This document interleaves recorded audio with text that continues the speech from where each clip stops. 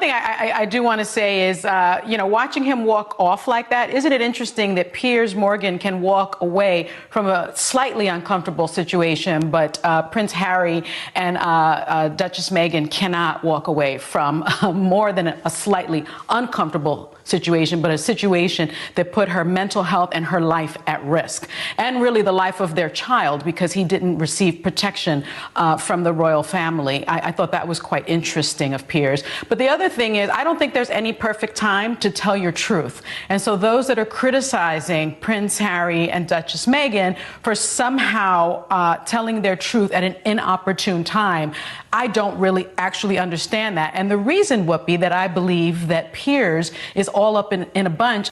Yeah. Okay. So I suppose that his obsession with her is based on his own fragility, isn't it?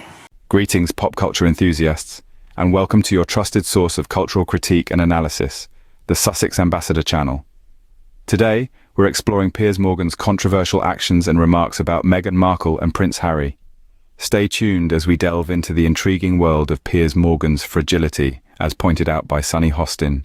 In a display of what can only be described as unprofessionalism, Piers Morgan stormed off the set of Good Morning Britain. Now that's a sentence that still sends ripples through the media world. The controversial departure was triggered when Morgan's remarks about Meghan Markle were called out by a co-host. The incident played out like a scene from a heated drama. Piers Morgan, a man known for his cutting remarks and relentless criticism, found himself on the receiving end of some pointed words. His co-host challenged Morgan's comments about Meghan Markle, causing an already tense situation to escalate. But here's where the plot thickens. Sunny Hostin, a co-host on The View, had an intriguing take on this incident. "Isn't it interesting," she mused, "that Piers Morgan can walk away from a slightly uncomfortable situation, but Prince Harry and Duchess Meghan cannot walk away from a situation that put her mental health and her life at risk?" A poignant observation that clearly highlights the double standards at play. Hostin's words struck a chord, shining a spotlight on Morgan's actions. Here was a man who had made a career out of grilling others, suddenly unable to face a bit of heat himself. It was a moment that not only questioned his integrity as a journalist, but also brought his personal bias against Meghan Markle into sharper focus. The irony of the situation was not lost on Hostin. Morgan, who had no qualms about launching scathing attacks on the Duke and Duchess of Sussex, chose to walk away when faced with critique. A stark contrast to the royal couple, who have had to endure relentless scrutiny and criticism while being expected to maintain their composure. The incident on Good Morning Britain was more than just a heated exchange or a stormy exit. It was a moment that served as a mirror to Morgan's actions, a moment that questioned the ethics of his journalism. It seems that Morgan can dish out criticism, but can't take it. A fitting endnote to a controversy that continues to spark discussions about professionalism, bias, and the power of words. It appears that Morgan's bias against Meghan Markle stems from a personal slight. Now, this isn't just a wild hypothesis. It's a narrative that was eloquently highlighted by Sunny Hostin on The View. You see, Piers Morgan had a personal encounter with Markle that seems to have left a sour taste in his mouth. Here's the story as recounted by Hostin. Piers Morgan and Meghan Markle went out one evening when she first arrived in the UK. This was before she was the Duchess of Sussex, before she was in the global spotlight as Prince Harry's significant other. She was merely an actress from the United States, new to British soil. On that very same night, after her outing with Morgan, Markle attended a party where she met Prince Harry. Now this is where the plot thickens. Morgan claims that after that night, Markle never contacted him again. It appears that, in his mind, their interaction was significant enough to warrant continued communication. But here's where Hostin's insight becomes crucial. She pointed out that this personal encounter, and the lack of subsequent contact, appears to be the catalyst for Morgan's continued agenda against Markle. His consistent criticism and blatant bias seem less about her actions and more about his own personal disappointment. Let's put this into perspective.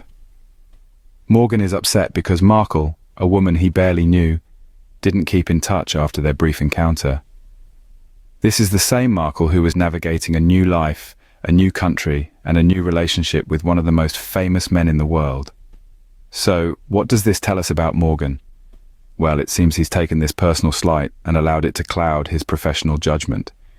His bias against Markle isn't based on her actions as a duchess or her role within the royal family. It's rooted in a personal grudge, a perceived slight that he's blown out of proportion. Meghan's bitterness towards Meghan Markle seems rooted in personal disappointment rather than objective critique. It's a reminder that personal feelings can often overshadow professional impartiality, especially when the person in question is in the public eye. Sunny Hostin, in a brilliant display of wit and analysis, calls out Meghan's apparent fragility. The scene unfolds as Hostin, co-host of The View, eloquently dissects the actions of Piers Morgan. A seasoned legal analyst and journalist, Hostin doesn't shy away from highlighting the double standards displayed by Meghan. She raises an intriguing question. Why is it that Piers Morgan can walk away from a slightly uncomfortable conversation on Good Morning Britain, but Meghan Markle and Prince Harry are expected to endure a situation that jeopardizes their mental health and personal safety? A situation so severe it compelled them to step away from royal duties. Hostin's critique doesn't stop there. She delves deeper into the roots of Meghan's bias against Meghan Markle. She refers to an incident where Meghan, as he himself has stated, went out with Markle the very night she first arrived in the UK. The same night she met Prince Harry at a party. Meghan insists that was the last time he heard from her, and Hostin suggests this could be the catalyst for his relentless negative commentary on Markle. Hostin's observations highlight the fragility of Meghan's ego, his inability to accept a supposed slight. She insinuates that Meghan's vendetta against Markle could be rooted in personal disappointment rather than professional critique.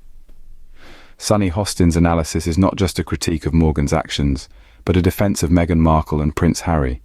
She stands up for the couple's right to protect their mental health and personal safety, a right that should be respected irrespective of their royal status. In doing so, Hostin sets a strong example for others in the media industry.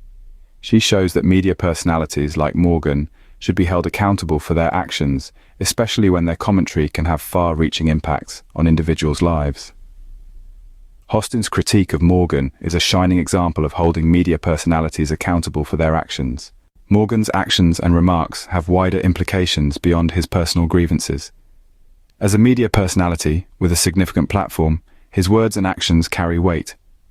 They shape public opinion and influence the way we perceive individuals and events. In this case, his relentless criticism of Meghan Markle perpetuates harmful narratives that can have damaging real-world effects. When a public figure like Meghan uses their platform to persistently target an individual, it sets a dangerous precedent. It sends a message that it's acceptable to use power and influence to personally attack someone, often under the guise of freedom of speech. This can lead to a culture of harassment and bullying, which can have devastating consequences, particularly for the individual on the receiving end. Moreover, Meghan's actions underscore the importance of holding media personalities accountable for their words and actions. In a world where cancel culture is often criticized, it's crucial to remember that holding people accountable is not about canceling them. It's about ensuring that they understand the weight of their words and actions and the potential harm they can cause. This is not about stifling freedom of speech. It's about promoting responsible speech. It's about understanding that freedom of speech does not mean freedom from consequences. And it's about fostering a media landscape where everyone, regardless of their status or power, is held to the same standards of decency and respect. We need to continue to hold media personalities accountable, to challenge harmful narratives, and to promote a culture of respect and understanding. Meghan's actions are a stark reminder of the power of media personalities and the responsibility that comes with it. As we wrap up our analysis of Piers Morgan's fragility and Sunny Hostin's critique, we hope you've gained some valuable insights. It's been a journey, hasn't it? From Meghan's dramatic departure from Good Morning Britain to the root of his apparent bias against Meghan Markle. We've seen the sparks fly as Sunny Hostin fearlessly called out Meghan's fragility, and we've delved into the broader implications of his actions. Isn't it fascinating how a single evening can spark a controversy that spans continents and captures global attention? We've seen how Piers Morgan, unable to face criticism on live television, chose to walk away from an uncomfortable situation, while Prince Harry and Duchess Meghan have faced much graver circumstances without that luxury. Sunny Hostin, a beacon of wisdom, didn't shy away from calling out Piers Morgan's fragility. Her remarks remind us that we must always stand against bias and intolerance, no matter where they come from. Her protective stance towards Harry and Meghan sends a clear message that mental health matters, and that we must respect the choices individuals make in pursuit of their well-being. This isn't just about Piers Morgan or Meghan Markle, Harry and Sonny Hostin. It's about the way we discuss and handle mental health, media bias, and personal vendettas in our society. So, let's continue this conversation. What are your thoughts on Sonny's critique? How can we ensure that media personalities are held accountable for their actions? Thank you for watching. Remember to subscribe, like, and share this video with fellow pop culture enthusiasts. Until next time, goodbye.